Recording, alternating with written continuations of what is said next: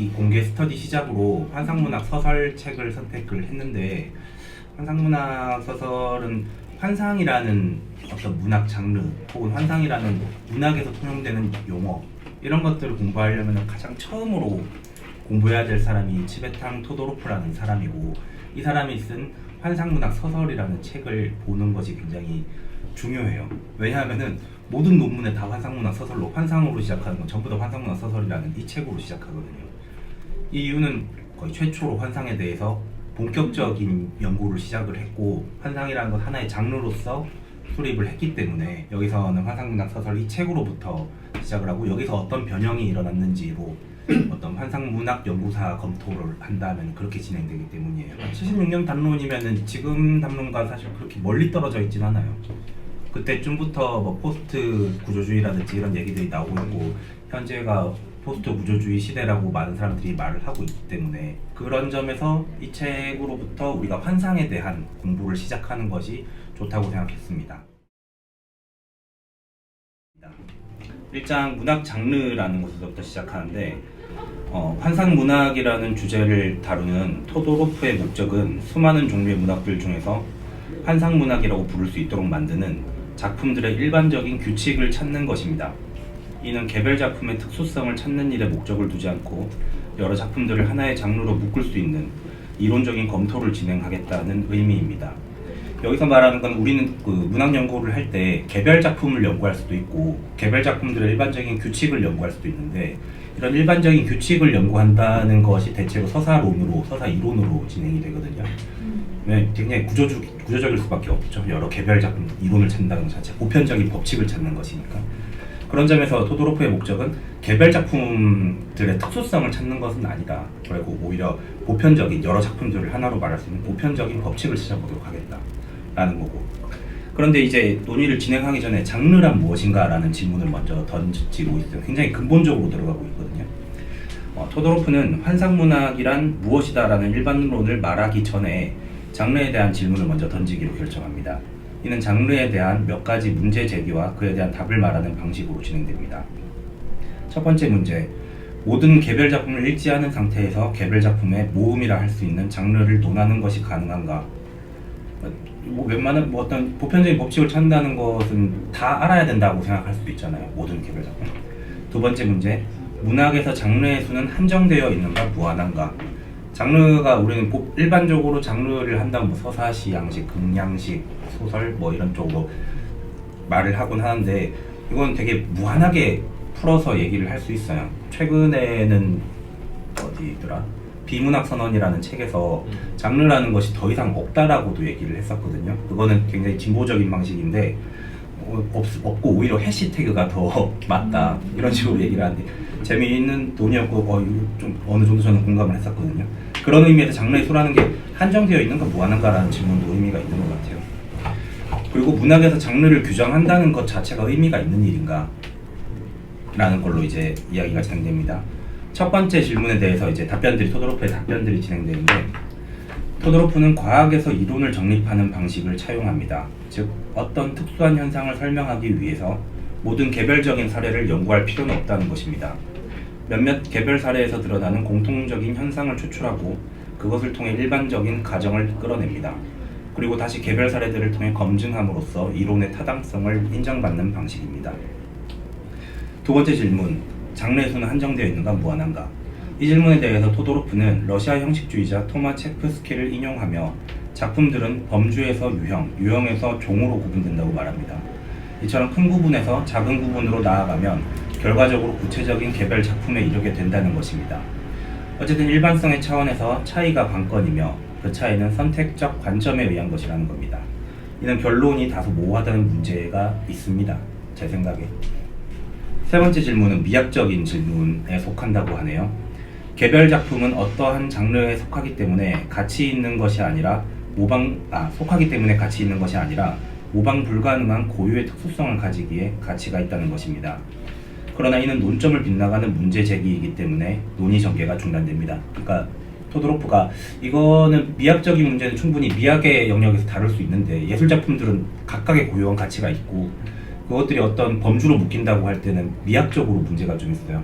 근데 요거는 논점이 빗나갔기 때문에 자기가 하려는 말과 논점이 빗나가서 좀 요거에 대해서는 논의를 잠시 멈추기로 합니다. 근데 멈춘다고 해놓고 세 번째 질문을 다른 방식으로 접근하고자 한다고 얘기를 하네요. 자연과학에서는 특수한 개체의 출현이 유와 종의 개념을 수정하도록 하지 못합니다. 즉, 한 마리의 흰 까마귀를 발견한다고 해서 까마귀가 검다는 일반적인 개념을 수정할 필요는 없습니다. 그것은 변종일 뿐이기 때문입니다. 그러나 예술은 다릅니다. 문학사의 서술에서 이런 이전 작품을 모방한 작품은 반복해서 서술될 필요가 없습니다. 오히려 문학사에서 처음 등장하는 형식 혹은 내용의 작품이 문학사에 등장한 권리를 갖습니다. 그리고 이전 작품을 모방한 작품은 대중문학의 범주에 들기 마련입니다. 우리가 문학사 공부를 좀 많이 할 때 문학사 쓰는 선생님들 보면은 작품들로 넘어가는데 그 작품들은 이전 문학사에서 없었거나 뭔가 새로운 방식으로 이야기를 했기 때문에 언급할 가치가 있다는 거예요. 근데 전혀 똑같은 것으로 나오고 있다면, 완전히 이전의 작품과 똑같은 것으로 나오고 있다, 그거는 문학사에서는 또 언급할 가치가 없죠. 어떤 뭔가 진행되는 방향이 보이지 않으니까, 진보처럼 보이지 않고 다른 게 없으니까. 그런 의미에서 문학사에서는 새로운 작품에 흰 까마귀가 나타났다 그러면은 흰 까마귀가 등장할 권리를 갖게 된다는 거예요. 이러한 명제에 대해 토도로프는 두 가지 문제를 고려하며 자신의 입장을 개진합니다. 첫째, 개별 작품들은 전적으로 새로운 것이 아니며 다른 문학 텍스트들과 공통적인 특징이 반드시 드러난다고 얘기를 해요. 둘째는 그렇다고 해서 개별 작품을 단순한 과거 텍스트의 조합으로만 치부할 수는 없다는 것입니다. 그것은 조합의 변형이기도 합니다. 이건 두 가지 방향으로 어떤 문학을 봐야 된다는 건데, 첫 번째는 문학이라는 게 전적으로 새로운 것이 없다라는 것은 되게 관습적인 것이라는 의미예요. 우리가 어떤 시를 봐야지 어떤 시, 또 다른 시 이런 것들을 통해서 내 시를 생각하고 조합할 수 있다는 것. 굉장히 최근이라기보다 한 70년대에 유행했던 논의들, 작가의 죽음 뭐 이런 것들, 텍스트들만의 조합 이런 것이라고 얘기를 할 수 있는데, 근데 문제는 두 번째로는 그렇다고 해서 이게 단순 조합은 아니라는 거예요. 이전까지 있어 왔던 작품들의 조합은 아니라는 거예요. 거기서 어떤 변형이 일어나는데 그 변형이 있을 경우에 앞에서 말한 어떤 문학사적인 등장을 할 수 있는 그런 위치가 그 작품이 설 수 있겠죠. 그 얘기를 두 가지 방향성에 대해서 그 두 가지 모두 고려를 해야 된다고 얘기를 하는 거예요. 토도로프는 개별 작품을 향한 연구와 장르론을 향하는 이중적인 두 가지 움직임을 나름대로 절충하여 결론을 이끌어냅니다. 특수한 개별 작품은 과거의 텍스트로부터 만들어집니다. 그리고 그 특수한 개별 작품을 추종자들이 모방하는 순간부터 문학사에 끊임없이 등장하게 됩니다. 작품 하나하나가 특별하며 그것은 어떠한 장르로 환원될 수 없다는 논의가 있음에도 불구하고, 미학적인 문제죠. 그럼에도 불구하고 장르를 말해야 하는 이유가 여기에 있습니다. 기존의 텍스트들과 비교하여 새로운 작품에 차이가 있다고 말하기 위해서는 기존의 텍스트들이 무엇인지 알아야만 합니다. 그것은 개별 작품과 다른 개별 작품의 비교를 통해서 말할 수 없습니다. 오히려 기존 작품들의 총체적인 특성과 비교하여서만 설명할 수 있기 때문입니다. 공통점이 없이 차이만 존재한다는 주장은 역설적으로 차이가 없다는 말이 되기 때문입니다. 이게 개별 작품들만 다 있다고 얘기를 하면은 이게 뭐가 특별한 차이인지, 공통점을 얘기하지 않으면 차이점이 드러나지 않는다는 얘기예요. 그런 점에서 어떤 준거 기준이 필요한데, 그러려면은 어떤 이론, 구조적인 체계가 있어야 되는데, 요 말은 우리가 옛날에 서사담론, 제라르 주네트의 서사담론에서도 비슷하게 나오고 있고, 이 사람도 제라르 주네트 서사담론의 그 말을 인용하고 있습니다. 주네트가 자신이 이 책을 가지고 하나의 시학을 만든다고 했을 때, 보편적인 서사 이론을 만든다고 했을 때 왜 만들어야 하냐, 어차피 이거는 그냥 있는 거 관찰의 결과가 아니냐라고 하는데, 이게 만들어지지 않는다면은 무엇이 새로운지 알 수가 없다는 거예요. 새롭다고 그냥 느낌만으로 가지고 있는 거지, 이 틀이 있어야지만 여기서 틀에서 벗어나던 것을 평가할 수가 있다는 거예요. 그렇기 때문에 이 사람은 장르에 대해서 이야기를 하겠다고 좀 이제 포부를 잡은 거죠. 여기까지 뭔가 좀 의견이나 이해 안 되는 점 있으신가요? 이런 것 장르에 대해서는 어떻게 생각하는, 그거 우리 생각을 좀 들어보고 싶기는 해요. 이 장르를 여기서 말한 질문들이, 물론 토도로프는 이렇게 답을 내리긴 했지만은 사실 저는 토도로프의 말이 그렇게 맥락이 맞는 말인지도 조금 애매하고, 장르의 수가 한정되어 있냐 무한한가 이런 질문에 대해서도 아까 말했다시피 뭐 해시태그로 말하는 어떤 사람들도 있고, 그러니까 장르를 구분한다는 것 무엇이 장르다라고 말하는 것이 쉬운 일인가 어려운 일인가 이런 의견을 좀 듣고 싶어요. 혹시 그 해시태그로 이제 그걸 대체한다고 했을 때 그게 어떤 건지 조금 설명해 줄 수 있어요? 이제 그러니까 작품들의 어떤 부류를 말하기가 힘들다는 거예요. 왜냐면 완전히 계속 새로운 것들을 사람들이 추구하고 있고 이거는 약간 저의 생각에는 어떤 미학적인 문제이기도 한 것 같아요. 그 어떤 만드는 창작자들의. 근데 원래 장르라고 했을 때 프랑스 같은 데에서는 장르가 책을 읽고 요거는 요런 장르에 속하는구나가 아니라 책 자체 이건 소설이다, 시다, 뭐 아니면 뭐 증언문학이다 뭐 이런 것들의 어떤 장르를 책에다가 적어둬요, 표지에. 그렇기 때문에 근데 우리나라는 그런 게 없이 시집은 그냥 시집이고 소설은 소설이지 앞에 소설 뭐 이렇게 쓰거나 그러진 않잖아요. 근데 과거에는 또 쓰긴 썼어요. 뭐 신소설 이러면서 1910년대 소설 이거는 이전의 소설과 다른 새로운 유형의 소설이다 그러면서 신소설 뭐 이렇게 딱 적고 아니면은 뭐 토론 소설 뭐 이런 자기 나름대로 이걸 쓰긴 했는데 제 생각엔 그게 일종의 해시태그 같은 거예요. 그때는 이게 뭐 신소설이란 용어가 없었거든요. 그러니까 새로우니까 신소설이라고 하는 건데 그게 나중에 완전 무슨 우리에겐 장르처럼 그 시기에 신소설이라는 것은 이러한 것들을 신소설이라고 말한다라고 후에 연구를 하면서 규정을 해줬던 거였거든요. 그럼 거기서 해시태그라고 말할 때는 그거를 이제 생산자가 직접 붙인다라는 의미가 들어있는 건가요? 이렇게 이 방향으로 읽어달라라는 것? 제가 그 책을 굉장히 자세하게 읽진 않았지만은 좀 그런 의미인 것 같아요. 그 정체성을 자기가 규정을 하고 그리고 해시태그는 여러 개가 되잖아요. 장르처럼 뭐 단순히 신소설 이렇게가 아니라 주제들 자기가 말하는 검색됐으면 하는 단어들 이런 것들을 막 다 알 수 있으니까 그런 의미로 얘기를 했던 것 같기는 해요. 이게 장르의 순 한정되어 있는가 무한한가에서 이게 범주에서 유형, 유형에서 종으로 구분되고 그 다음이 개별 작품이다 라고 말했을 때 장르가 어느 층에 있다라는 건지 왜냐면 해시태그라고 했을 때 이렇게 어떤 무한하게 요만큼을 묶어도 하나의 해시태그가 되고 이렇게 묶어도 하나의 해시태그가 된다 했을 때 그거랑 장르랑 굳이 다른 이유가 뭐지? 진짜로 소설, 시 이렇게만 말했을 때만 장르인가? 아니면 정말 진짜 사소하게 예를 들어 뭐 학교 소설이라고 했을 때 학교를 다루는 소설이다라고 했을 때 그것도 하나의 장르라고 볼 수 있고 또 하면 그런 해시태그랑 같은 개념이 되는 건가? 범주를 나누는 기준이 무엇인가가 제일 중요하다고 얘기를 하는 것 같아요. 여기서는 이제 관점이라고 얘기를 했는데 선택적 관점의 차이가 관건이며 그 차이는 선택적 관점에 의한 것이다 라고 얘기를 했는데 굉장히 저는 모호한 것 같아요. 이 말이 유한한가 무한한가라는 질문에 대한 답은 아닌 것 같고 다만 어쨌든 여기까지는 얘기할 수 있겠다. 그런 차이라는 것이 굉장히 중요하고 이것끼리 그 다음에 그것이 그 차이라는 것을 만드는 기준은 선택적이라는 것 같아요. 그래서 저도 이제 모호하다고 하기는 했지만 개인적으로 의견은 어떤지가 좀 궁금한 거죠. 저도 비슷한 의견인데 이 장르 나눌 때 엄청 세세하게 나누고 있는 것 같아서 이미 그 논문 쓸 때도 소설에 대해서 하겠다 아무도 없잖아요.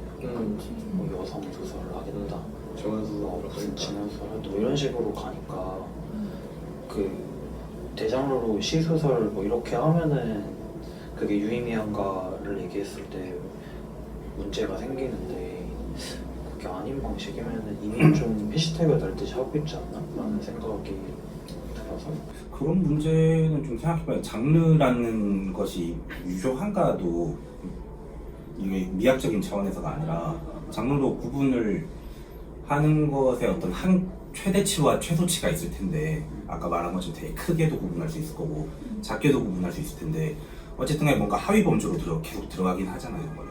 소설 속에서도 어떤 근대 소설이라고 할 수 있을 수도 있겠고 근대 소설 속에서 장편인지 단편인지 그 속에서도 뭐 농민 문학인지 아니면은 운동에 관련된 것인지 민중 문학인지 그런 거 80년대에 논의가 많이 됐었고 이제 또 여성 문학이라고도 또 나오고 이거는 계속 세밀하게 들어가면서 우리는 그거를 잘 설정해야 될 것 같아요. 층위가 어떤 것에 하위로 들어가나 어떤 것에 상위로 들어가나 이런 것들은 구분을 해야 될 것 같기는 해요.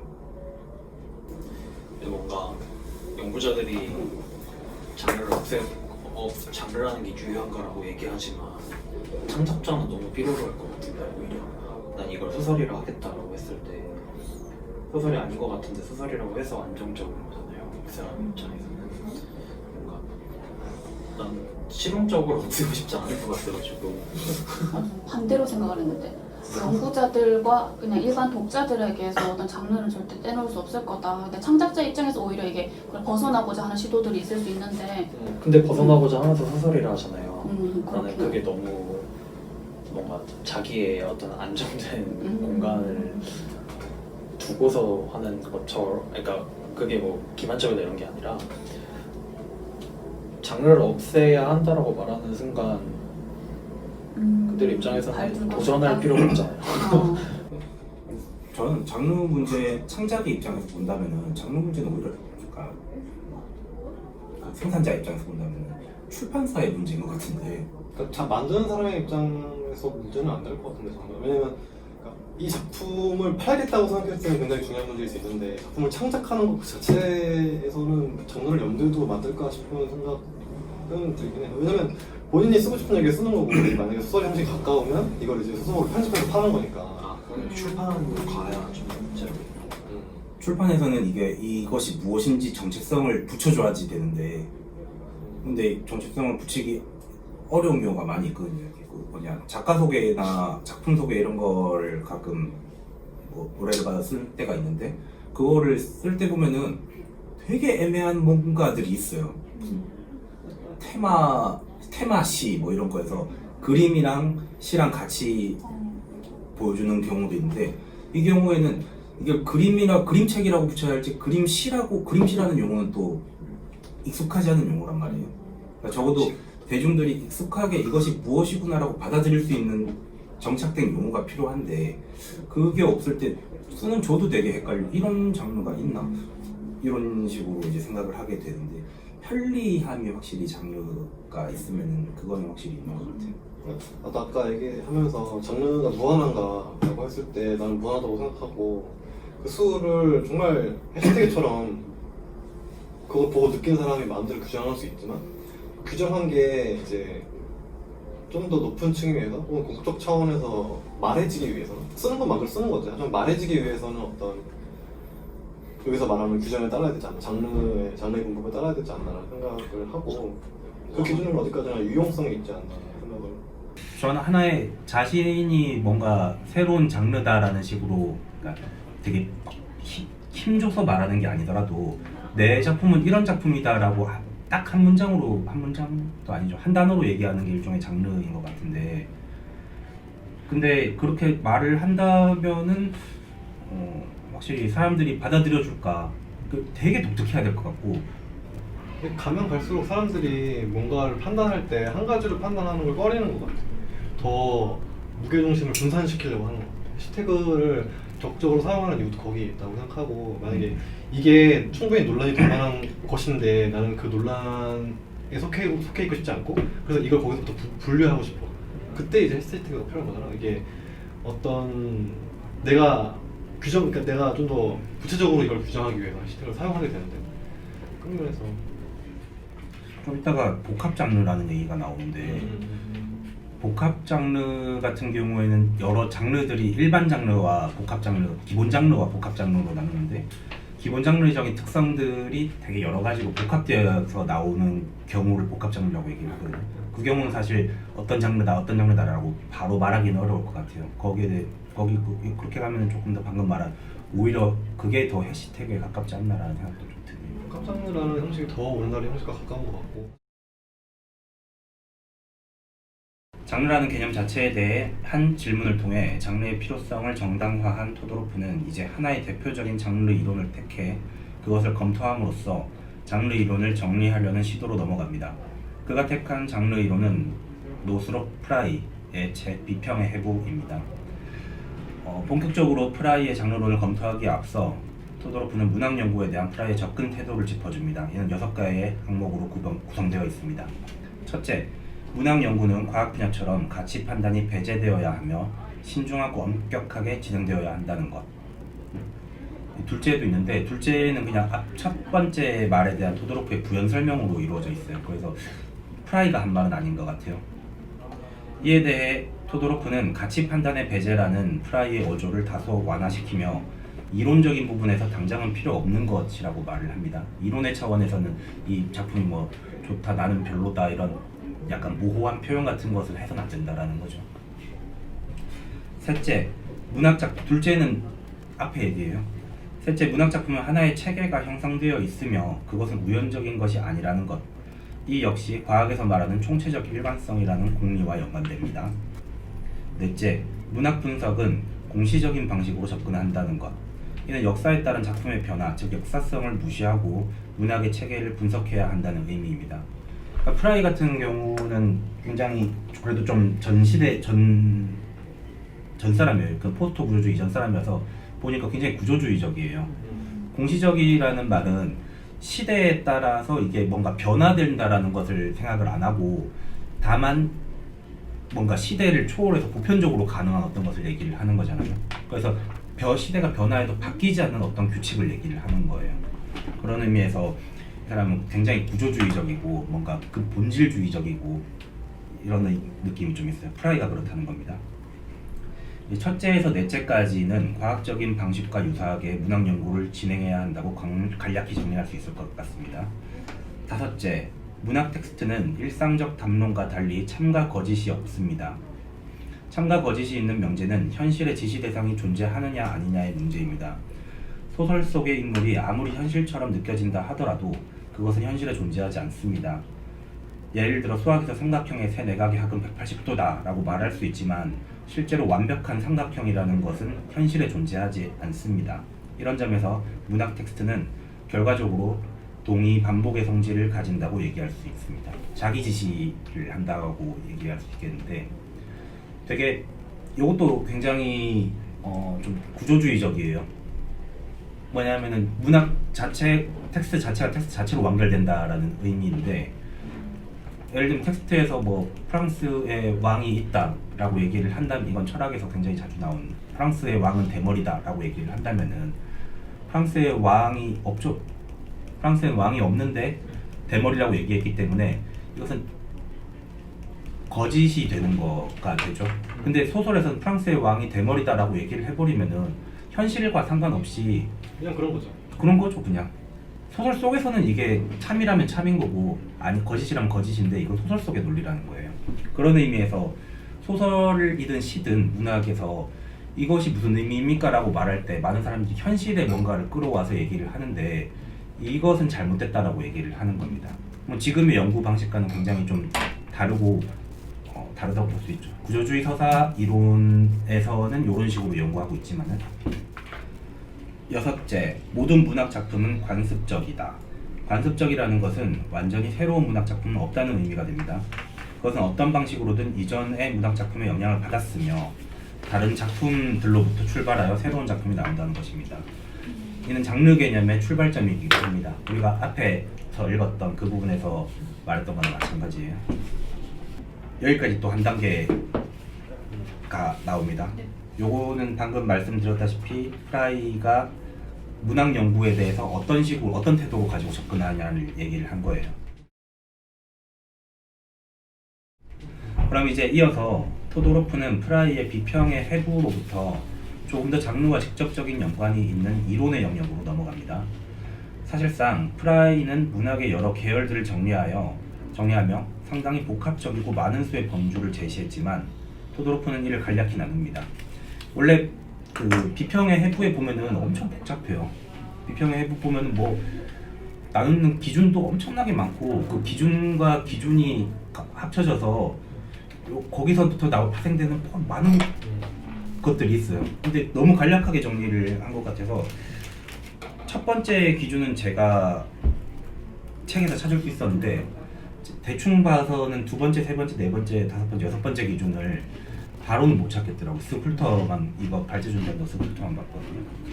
첫 번째는 우월과 열등이라는 기준으로 해서 주인공, 독자, 자연법칙 등과의 관계에서 출발하여 신화와 전설 또는 요정 이야기, 상위 모방, 하위 모방, 아이러니 등으로 이제 나뉜다는 첫 번째 기준이에요. 예를 들면은 주인공이 독자나 자연법칙보다 본성적으로 우월한 이야기일 경우에는 신화라고 하는 방식이에요. 두 번째는 있음직함과 있음직하지 않음에 따라서 또 뭔가를 나눌 수가 범주를 나눌 수가 있대요.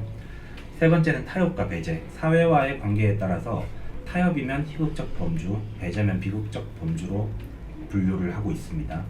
네 번째는 실제적이냐 관념적이냐라는 건데, 예컨대 로망스 장르 같은 경우에는 관념적이고, 아이러니 장르 같은 경우 실제적이고, 희극의 장르는 실제에서 관념으로 넘어가게 되고, 비극의 장르는 관념에서 실제로 넘어가게 된다고 하네요. 이런 식으로 이제 실제적 관념적이라는 기준으로 네 가지로 나누고 있습니다. 그 다음에 요거를 여기에만 프라이가 장르라는 이름을 붙였대요. 다른 데는 그냥 이런 계열로 나눈다고 하는데 여기에만 장르라는 이름을 붙였는데 우리한테는 굉장히 익숙하죠. 드라마, 서정시, 서사시, 산문 이렇게 나누는 거. 그리고 네 번째가 여섯 번째가 내향적, 외향적, 지적, 개인적 이런 분류로 해서 고백, 로망스, 아나토미, 소설 이렇게로 나오는데, 아나토미 같은 경우는 비평의 해부에도 아나토미 오브 크리틱스예요. 하여튼 그런 의미로 받아. 이게 그래서 근데 아나토미가 어떤 식으로 나오는지 잘 모르겠네요.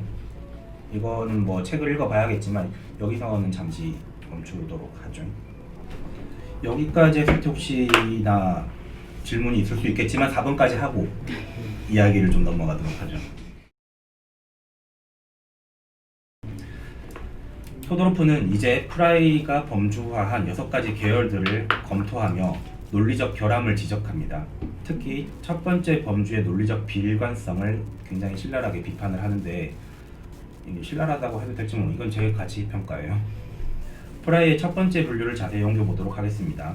위에 거는 제가 간략하게 옮겼고, 첫 번째 분류 신화에 대해서는 주인공이 독자와 자연법칙에 대해서 본성의 우월성을 갖고 있어요. 두 번째는 전설 요정 이야기인데 주인공이 독자와 자연법칙에 대해 정도의 우월성을 갖고 있습니다. 본성은 질로 얘기할 수 있겠고 정도는 양으로 얘기할 수 있을 것 같아요. 세 번째는 상위 모방인데 주인공이 독자에 비해서는 정도의 우월성을 갖고 있지만 자연법칙에 대해서는 그렇지 않습니다. 네 번째는 하위 모방입니다. 주인공이 독자나 자연법칙과 동등합니다. 다섯 번째는 아이러니. 주인공이 독자보다 열등합니다. 이렇게 이제 이야기가 나오는데 여기서 토도로프가 문제들을 많이 몇 가지를 뽑았는데 제가 잘 이해가 안 돼서 저의 언어로 다시 좀 이건 풀어본 거예요.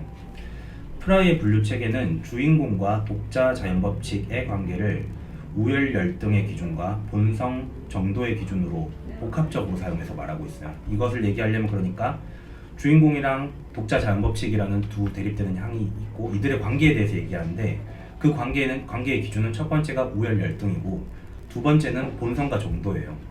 근데 이렇게 관계 항들을 딱 얘기하니까 벌써 문제가 좀 저한테도 보이는데, 우선 본성 정도의 기준에서 본성은 한 번밖에 언급되지 않았어요. 그러니까 제일 처음에 신화를 얘기할 때 본성적 우월함을 얘기하는데 나머지는 본성이 아니라 정도라고 얘기를 하고 있고, 두 번째, 세 번째 상위 모방과 전설에서 정도의 우월감이든 열등감이든 얘기를 하고 있고, 네 번째, 다섯 번째는 정도인지 질인지도 얘기하고 있지 않아요. 그런 의미에서 뭔가 기준이 좀 모호하거나 일관적이지 않다는 생각이 들어요.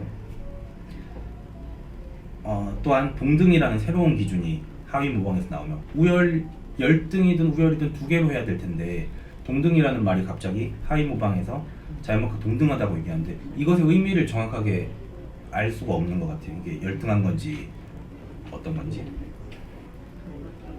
그 다음에 아이러니에서는 자연법칙을 언급하지 않습니다. 앞에서는 쭉 자연법칙과 독자 둘 다를 언급하고 있었는데 아이러니에서는 갑자기 독자만 언급하고 있어요. 이것도 좀 문제가 있는 것 같고, 결론적으로 논리적으로 일관적이지 않다라는 치명적인 문제를 발견할 수 있습니다.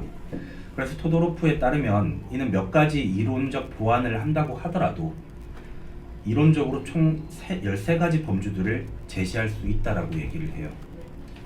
이 말은 뭐냐면은 이런 계열들로 나올 수 있는 범주들인 지금 프라이 같은 경우 5가지의 범주만 얘기를 했는데 신화, 전설, 상위 모방, 하위 모방, 아이러니 이렇게 5가지만 얘기를 했는데 요 기준들로 나누면 13가지가 나온다고 하거든요. 근데 13가지가 무엇인지는 얘기를 해주지 않았어요. 제가 아무리 생각해봐도 13가지가 뭔지 잘 모르겠어요. 요건 이게 말을 해줘야 알 수 있을 것 같은데 아마 경우의 수를 따지고 거기서 보완한 것 세 가지를 뺀 것 같은데 자기가 보완하고 있는 거. 근데 그 보완하고 있는 것의 의미를 명확하게 이해하기 힘들지만 여기는 좀 더 나중에 우리가 더 읽어보면서 혹은 토론을 하면서 이야기를 나눠보도록 하죠.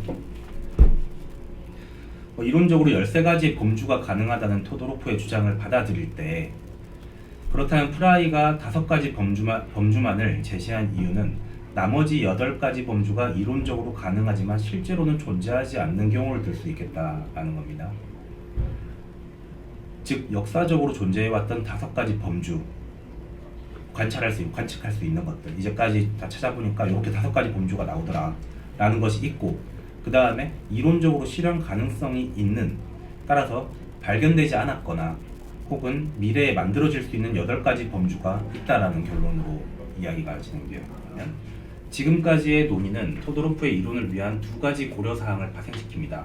첫째는 모든 장르 이론이 작품의 추상적인 속성과 속성들 사이의 관계를 포함하고 있다는 것입니다. 예로는 바라 주체의 속성에 특수한 위치를 부여했던 디오메데스의 장르 범주와 프라이의 주인공 독자 사이의 우월성 열등성 관계를 들 수 있겠습니다.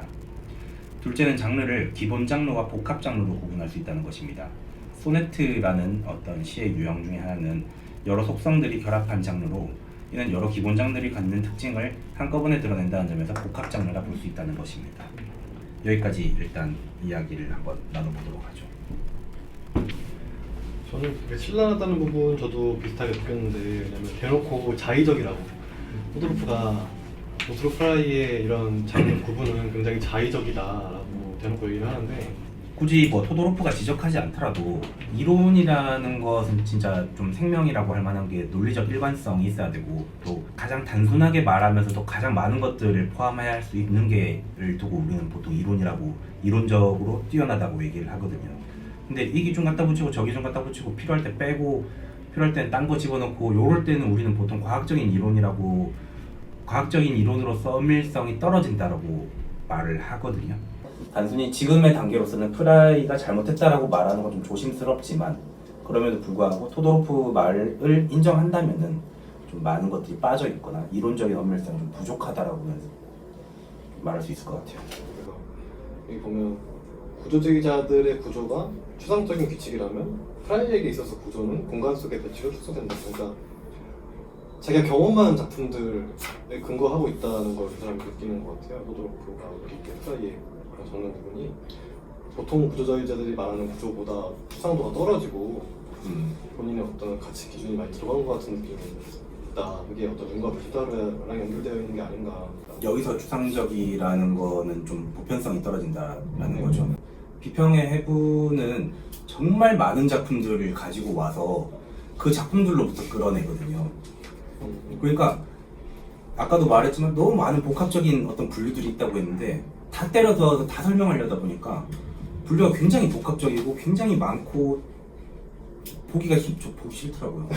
보기가 너무 힘들어요. 그러니까 이론으로서 단순함이 굉장히 부족하고 단순함이 부족하다는 것은 추상적인 어떤 개념으로서 여러 가지를 설명할 수 있는 추상화가 덜 됐다라는 거거든요. 어떤 이론이든 갖고 있는 문제라고 생각하는데 그 부분을 토도로프 인식을 하고 있는 것 같아요. 보면 이런 말을 해요. 문학적인 구조들은 모두 엄격한 규칙이나 체계들이지만 사실 그것들이 구체적으로 발현되는 양상들은 개연성에 의한 것들이다. 이론이나 구조에서 말하는 체계와 규칙들에 따른 것이 아니고 그들이 이제 만들어질만 하니까 만들어졌다. 어떤 그런 문학적 창작의 면에서 그런 개연성에 따르고 있다.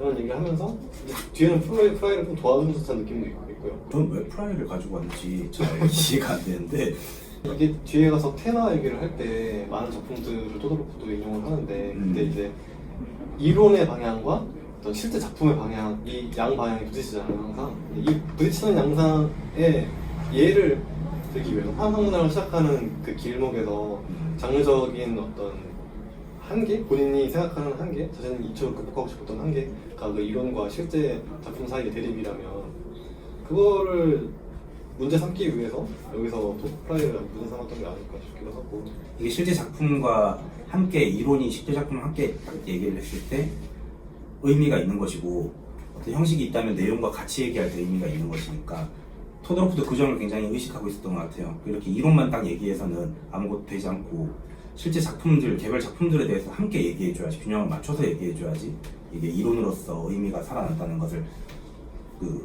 여기서 좀 뒤로 나가면 얘기하기 시작을 하거든요. 여기 아직 끝나지 않아. 이게 지금 굉장히 단계적으로 진행이 되고 있어서 제가 지금 나누는 게 첫 번째가 장르란 무엇인가가 되고, 두 번째는 장르 개념을 말하기 위해서 이제 노스로 프라이로부터 시작을 하겠는데, 프라이의 태도는 어떤가?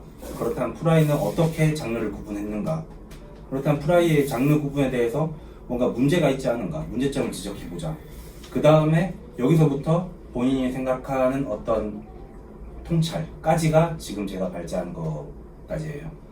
이제 뒤로 진행되면서 이제 프라이의 문제를 더 깊이 있게 검토하고, 그 다음에 자기의 방식으로 새로운 기존의 이론을 세우는 것까지 가거든요. 제 개인적인 생각으로는 좀 너무 멀리 돌아가는 것 같아요. 사실. 책에서 자주 언급하곤 하죠. 그만 돌아가자.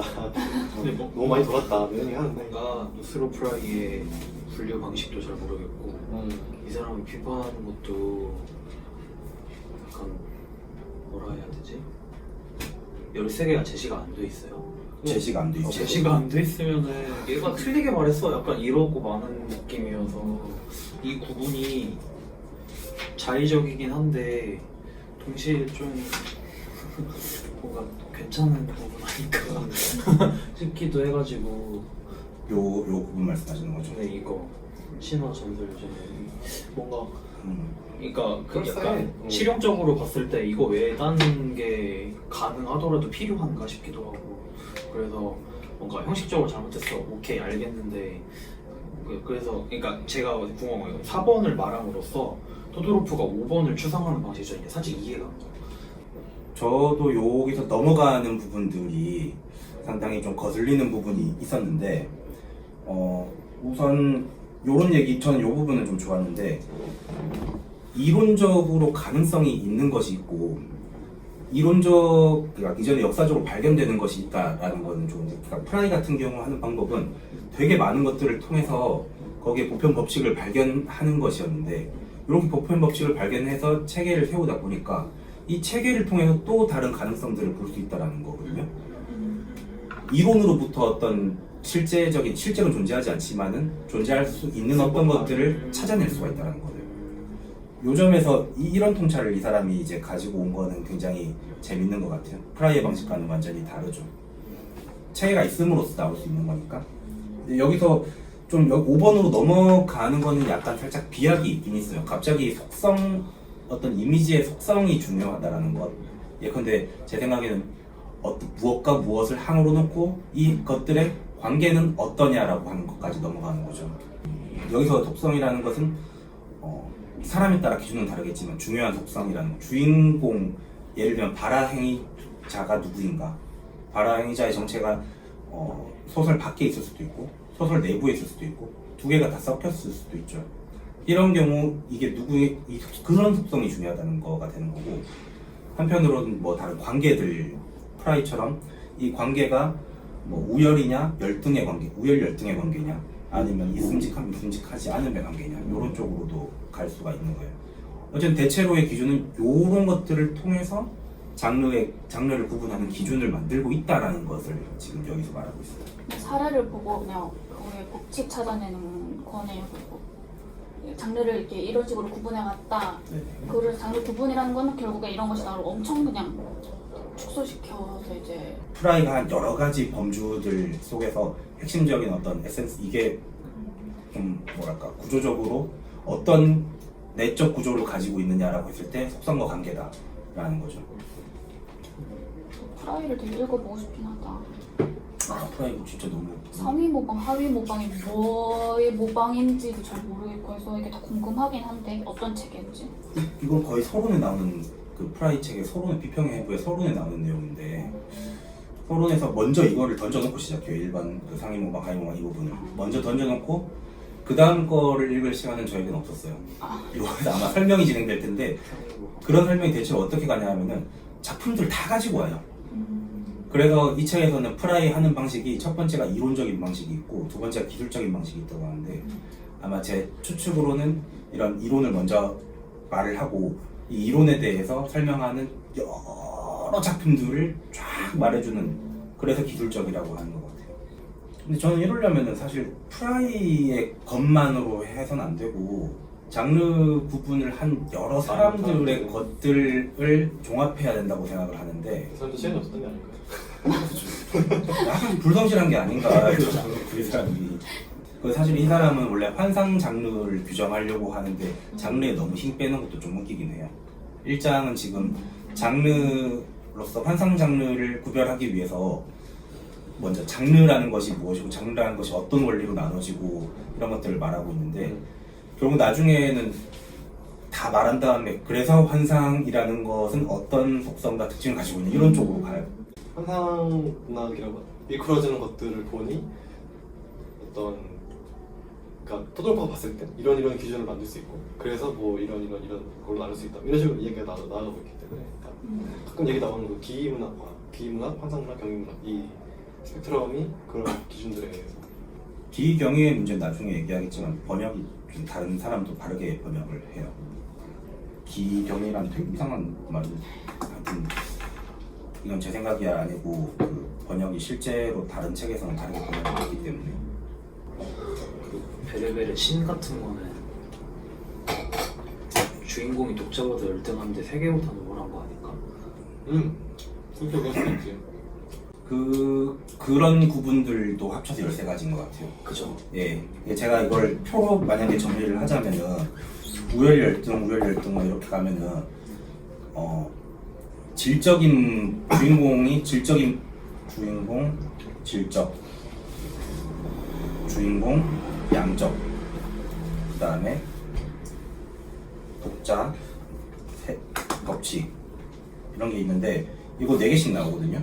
플러스 마이너스 이걸 한 4개씩 나오고 4개 나와요. 그러면은 이거를 합쳐, 이 두 가지를 모두 또 합치면은 총 16가지가 나와요. 그럼 16가지 범주 중에서 몇 가지 이제 제한되는 것들이 있는데, 예를 들면은 주인공이 세계보다 우월하다면, 아까 말한 세계보다 우월하다면은 당연히 독자보다 우월할, 법칙보다 우월, 당연히 독자보다 우월하다라는 가정이 나오기 때문에 하여튼 그런 식으로 몇 개를 빼요. 불가능한 것. 아, 토도로프가요? 네. 그런 불가능한 가정을 그렇게 13개. 그렇게 해서 한 3개 정도를 빼는데, 그래서 13개가 아닌가 싶긴 하거든요.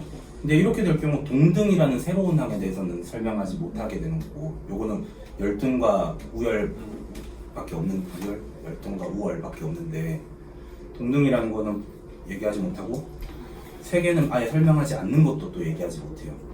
근데 아마도 제 생각에는 이렇게 13가지가 아닌가, 16가지에서 빼기 3 해서 13가지 가능성이 있는 것들이 아닌가 라는 게 제 이해해 보려고 노력한 저의 추측입니다.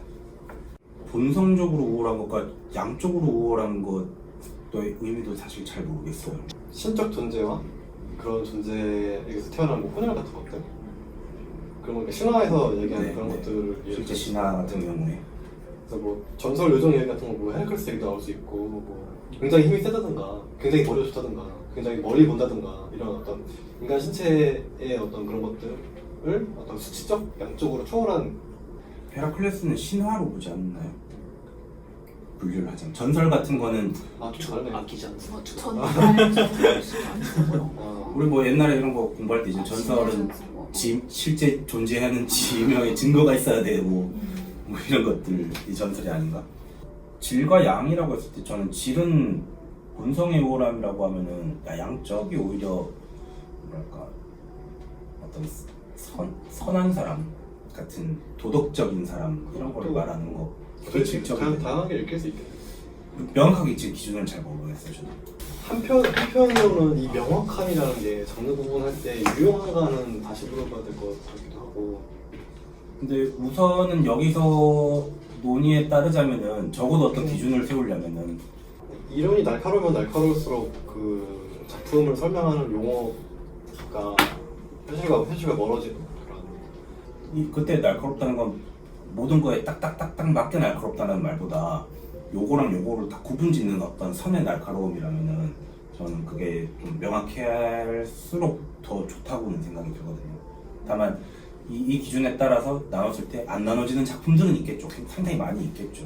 근데 그게 개별적인 작품들의 특징이고.